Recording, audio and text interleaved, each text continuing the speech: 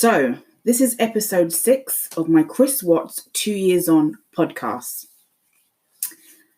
The amazing thing about the Chris Watts case is that we keep getting new information and it never seems to end. I almost don't know where to start. Let me just say that phone calls in prison are often, if not always, recorded. It's like protocol. You just don't have private phone calls with inmates.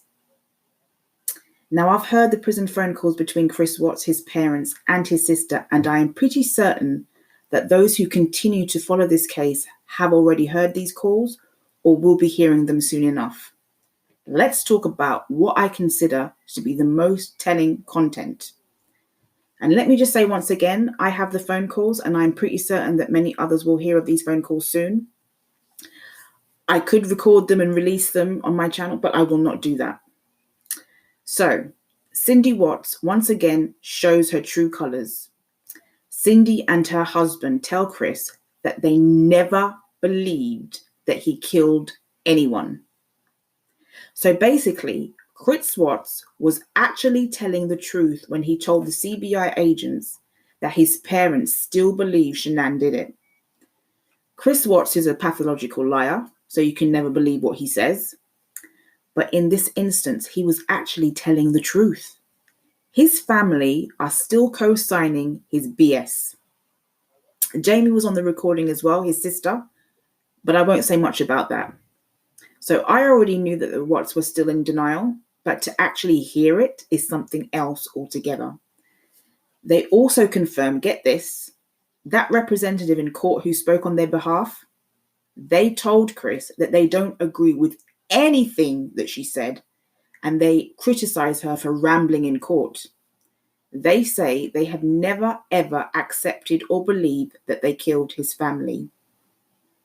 So all of that in court by their rep was just PR. Cindy Watts tells Chris that she loves him over and over and over again. It just becomes so redundant after a while. It's like, get a grip, woman. It gets so tired. She also tells him that Shanann's family are doing interviews saying truly awful things about the Watts. Cindy Watts is so narcissistic and so image conscious that she can't bear the thought of any criticism whatsoever. And yet she's more than happy to say awful things about her daughter-in-law day after day.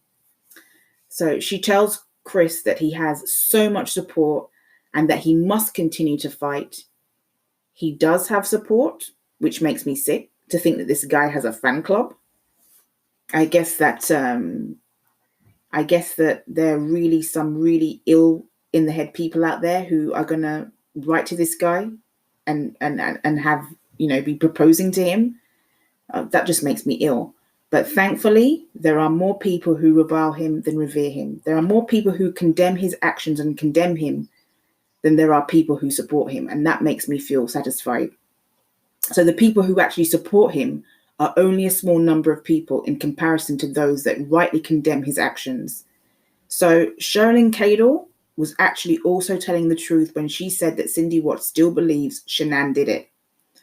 Her credibility might be in question, but she was telling the truth when she said that Cindy Watts tried to blame everything on Shanann when she spoke to the Watts and when she went to their house and when she met with them. She said that Cindy Watts just had nothing good to say about her daughter-in-law and it was just all hating on Shanann. So another point I want to make is that I was watching one of Tori's videos recently. I don't watch her often, but she said something that really resonated with me.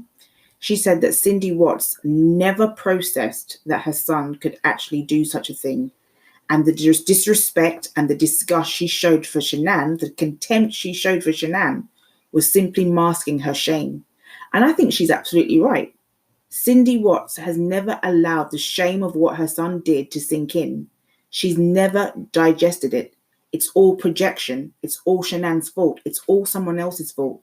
Her son, in her eyes, is completely innocent of everything. So for Cindy Watts, it's always been Shanann's fault. Otherwise, she would have to live with shame, and she's just too proud to do that.